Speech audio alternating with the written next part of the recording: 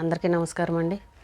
కులశేఖర్ గారు ఈ రోజున మంచి పాటలను మనకిచ్చి ఆయన ఎవరూ లేని అనాథగా గాంధీ హాస్పిటల్లో చనిపోయారని వార్త వినగానే చాలా బాధ అనిపించింది. మనకి ఎంతో మంచి మంచి హిట్ సాంగ్స్ని ఇచ్చారు. అవి ఎన్నిసార్లు విన్నా కూడా బోర్ అని అనిపించవు. అలాగే ఈ పాటలు రాసింది ఈయన అని అనిపించిందా అవి చూడగానే. ఎందుకనంటే మనం ఎప్పుడు కూడా పాటలను వింటూ ఉంటాం. పాడింది బాలసుబ్రహ్మణ్యం గారా లేకపోతే ఆర్పి పట్నాయక్ గారా, ఇలా కొంతమంది పేర్లనే మనం పలానా వాళ్ళు పాడారు అని తెలుసుకుంటాం. కానీ ఇంకా బాగా వెనక్కి వెళ్ళి పాటలు రాసింది ఎవరో అని మనం వెనక్కి వెళ్ళి వాళ్ళ పేర్లు ఏంటని కూడా మనం ఎప్పుడూ తెలుసుకోం.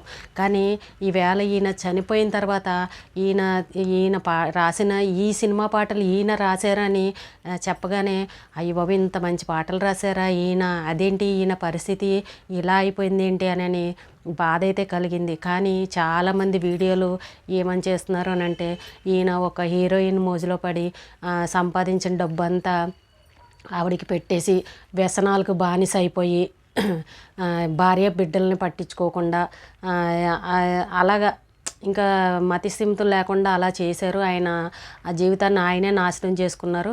అందువల్లే భార్య పిల్లలు కూడా విడిచి వెళ్ళిపోయారు. అందుకే ఈ రోజున ఎవరో లేని అనాథలాగా గాంధీ హాస్పిటల్ ఆయన శవం అలా పడుందని చెప్పేసి చాలామంది వీడియోలు చేస్తూ ఉన్నారు. ఇక్కడ నాకు ఒక విషయం అయితే బాధ అనిపించింది. సరే ఆయనకు ఆరోగ్యం బాగోలేకపోవచ్చు, వయసు చూస్తే 53 సంవత్సరాలు ఏమో అంటున్నారు, కొంచెం చిన్న వయసే. కానీ ఆయన వెనకాల ఎన్ని సమస్యలు ఉన్నాయి అనేది మనకి ఖచ్చితంగా తెలియదు. కానీ ఇక్కడ ప్రతి ఒక్కరూ ఒక హీరోయిన్ మోజులో పడింది అని వీడియోలు చేస్తున్నారు.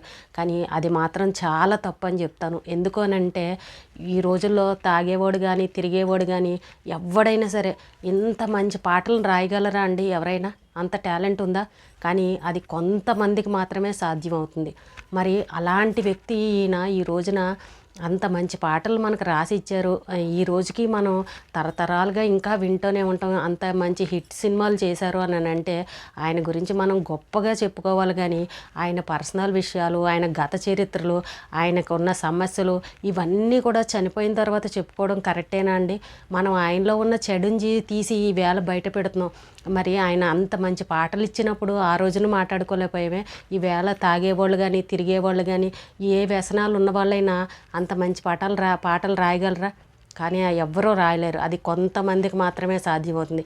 అలాంటి గొప్ప పాటల్ని మనకి ఇచ్చినందుకు ఈ రోజుకి మనం ఆనందంగా ఆ పాటలు వింటున్నాము అని అంటే అలాంటి వాళ్ళ గురించి మనం గొప్పగా చెప్పుకోవాలి. కానీ ఇలా బ్యాడ్గా మాత్రం ఎవ్వరూ చెప్పుకోకూడదు.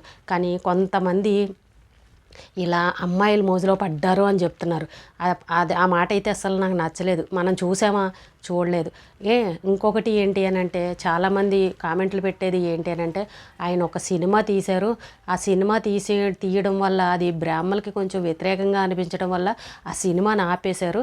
దానివల్ల ఆయనకు డబ్బు పరంగా చాలా లాస్ అయిపోయింది. ఆ సినిమా కనుక రిలీజ్ అయ్యి ఉంటే ఆయన ఒక స్థాయిలో ఉండేవారు, చక్కగా మంచి స్థాయిలో ఉండేవారు. అందువల్ల ఆర్థికంగా ఆయన అప్పుల పాలైపోయి డిప్రెషన్లోకి వెళ్ళిపోయారు. అందువల్లే ఆయనకు ఈ రకంగా చేశారు అని చాలామంది చెప్తున్నారు. కరెక్టే కదండి. ఇప్పుడు ఒక సినిమా తీయాలి అని అంటే అక్కడ ఇక్కడ లక్షలు తెచ్చి పెట్టాలి. మన సొంత డబ్బులు అయితే ఏమీ ఉండవు. మరి అప్పులు తెచ్చే పెడతారు ఎవరైనా. ఏదైనా ఈ సినిమా రిలీజ్ అయ్యి హిట్ అయ్యింది అని అంటే సరే సినిమాల మీద వచ్చిన డబ్బులతో అప్పులు తీర్చుకోవచ్చు అన్న ఆలోచనతో పెడతారు. ఆ సినిమా రిలీజ్ అవ్వకుండా ఆగిపోయిందనంటే అది ఎంత భారం అనేది అది మనందరికీ తెలిసిన విషయమే. అలాగే ఆ విధంగానే ఆ సినిమా ఆగిపోవడం వల్ల ఆయన మానసికంగా అప్పుల పాలైపోయి ఇబ్బందులు కలిగి ఉండొచ్చు. అలాగే ఆయన దొంగతనం చేశారు అని చెప్తున్నారు. దొంగతనం అంటే దేనికి చేస్తారండి? డబ్బు లేకపోవడం వల్లే కదా దొంగతనం చేస్తారు. ఆ తాగుడు ఇవి అవి ఏవో పాపం వ్యసనాలు అలవాటైపోయి అప్పుల పాలైపోవడం వల్ల ఆ దొంగతనం చేసి ఉంటారని నేనైతే అనుకుంటున్నాను. దానివల్ల కూడా జైలుకి వెళ్ళి వచ్చారని చెప్తున్నారు. సరే జైలుకి వెళ్ళారు, వచ్చాక ఇంకా ఏదైనా సరే తర్వాత కూడా ఆయన ఎవరూ పట్టించుకోలేదు. సినిమా ఫీల్డ్లో కూడా ఇంకా అన్నిటికీ దూరం అయ్యాను, అయ్యో నా జీవితం ఇలా అయిపోయిందని మానసికంగా ఒక రకమైన డిప్రెషన్లోకి వెళ్ళిపోయి ఉంటారు. ఎందుకు వెళ్ళరండి? ఇప్పుడు అంత సినిమా తీసి అప్పుల పాలు అయిపోయామంటే అది ఏమైనా చిన్న విషయం కాదు కదా. అలాగే భార్యాభర్తల మధ్య గొడవలు కూడా అవుతాయి. ఎందుకంటే ఇది డబ్బు విషయం. ఏ భార్యాభర్తలకైనా డబ్బు విషయాల దగ్గరే గొడవలు వస్తాయి. పైగా ఈ ఇంట్లో భార్య ఈయన తప్పులు చేసి పెట్టినందుకు ఏవో కారణాల వల్ల గొడవలు అవుతుంటే ఆ భార్యాభర్తలు కూడా విడిపోవచ్చు. దానికి ఇప్పుడు మనం సాధారణంగా మామూలు వాళ్ళమే ఏదో ఒక చిన్న గొడవల వల్ల విడిపోతూ ఉన్నాం. అలాగే ఆయనతో డబ్బు విషయాల్లో ఏదో గొడవ వచ్చి ఉంటుంది. ఆమె భార్య పిల్లల్ని తీసుకుని వెళ్ళిపోయి ఉంటుంది. అలాగే ఇంకా ఈయనకు మతి స్థిమితులు లేక ఇల్లు వదిలిపెట్టేసి అక్కడక్కడ తిరగడం వల్ల కుటుంబ సభ్యులు కూడా పట్టించుకోలేదని నేనైతే అనుకుంటున్నాను. కానీ ఇంకా ఆయన ఎక్కడున్నారో తెలియక ఏంటో కుటుంబ సభ్యులు ఇంకా పట్టించుకోలేక వదిలేశారు అని అనిపించింది నాకైతే. ఇంక ఈరోజు అనాథ శవంలాగా ఉన్నారు అని అంటే ఎవరో ఒకరు కుటుంబ సభ్యులకి ఈ వార్త మనకు తెలిసినట్టే వాళ్ళకి తెలుస్తుంది. ఖచ్చితంగా వస్తారు. వాళ్ళకి అన్నదమ్ములు ఎవరో ఉన్నారని చెప్తున్నారు, భార్య పిల్లలు ఉన్నారు. ఖచ్చితంగా ఇప్పుడు చనిపోయిన తర్వాత అయినా ఎవరో ఒకరు వస్తారు. రాకుండా అయితే ఎవరు మనుషుల్ని ఎవరు వదులుకుంటారండి? ఎవరు వదులుకోరు. కానీ ఇక్కడ బాధపడే విషయం ఏంటి అని అంటే ఆయన ఇలాగ అమ్మాయిల వెనకాల తిరిగి డబ్బంతా నాశనం చేసేసుకున్నాడు. తాగుడికి వ్యసనాలకి బానిస అయిపోయాడు. అందువల్ల భార్య వదిలేసి వెళ్ళిపోయింది. దానివల్ల ఈయన ఈ రకంగా అయిపోయాడు అని ఇలాంటి పిచ్చి పిచ్చి వార్తలు అయితే చెప్తున్నారు. సరే, ఒకవేళ నిజమే అనుకుందాం, ఆయనకి ఒకవేళ అమ్మాయిలతో తిరిగే అలవాటే ఉందనుకున్నాం. ఈ రోజుల్లో తిరిగేవాళ్ళు తాగని వాళ్ళు ఎవరున్నారండి? వాళ్ళు ఎవరన్నా చేయగల పని ఈ పాటలు రాయడం ఇలాంటివి ఎవరన్నా వాళ్ళు చేయగలరా? అది ఎవరికో కొంతమందికి మాత్రమే సాధ్యమవుతుంది. కానీ ఈ రోజున అంత మంచి పాటలు ఆయన ఇచ్చినందుకు మనం ఆయన గురించి గొప్పగానే చెప్పుకోవాలి. కానీ ఆయన పర్సనల్ విషయాల గురించి, ఆయన జీవితంలో పడిన కష్టాల గురించి కానీ ఇంకొకటి కానీ బ్యాడ్గా మాత్రం ఎవరూ చెప్పుకోకూడదు. ఎందుకంటే ఆయన చనిపోయిన తర్వాత మనం తప్పుగా మాట్లాడకూడదు. వాళ్ళ ఆత్మకు శాంతి కలగాలనే కోరుకోవాలి. కానీ ఆయన్ని అడ్డం పెట్టుకొని మనం ఆయన ఇలా చేశాడు, ఇంకొకళ్ళు ఇలా చేయకండి, ఈయనలాగా ఇంకొకళ్ళు చేయకండి అని మనం ఈ విధంగా మాత్రం చెప్పి వీడియోలు చేయడం అవి అయితే నాకు కరెక్ట్ అనిపించలేదు. చెప్పండి, ఆయన అంత మంచి పాటలు రాశారు అని అంటే ఇప్పుడు దాకా నాకు అనిపించలేదు ఈయన రాసిందని అనిపించింది. ఎప్పుడు కూడా మనం పాటలు వింటాం కానీ వెనక దాకా వెళ్ళి చూడం.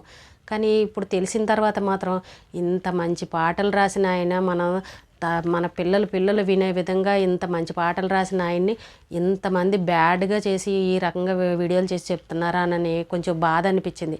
సరే, ఆయనకి ఇంకా మానసికంగా ఆరోగ్య సమస్యలు ఉండొచ్చు, మానసికంగా ఆయనకి ఏవో డిప్రెషన్లో ఉండొచ్చు, డబ్బు లాస్ అయినందుకు అవి బాధలు ఉండొచ్చు. ఇంకా మనిషి అన్నాక చాలా ఉంటాయండి. మన ప్రతి సంసారంలోనూ ఏవో ఒకటి ఉంటూనే ఉన్నాయి.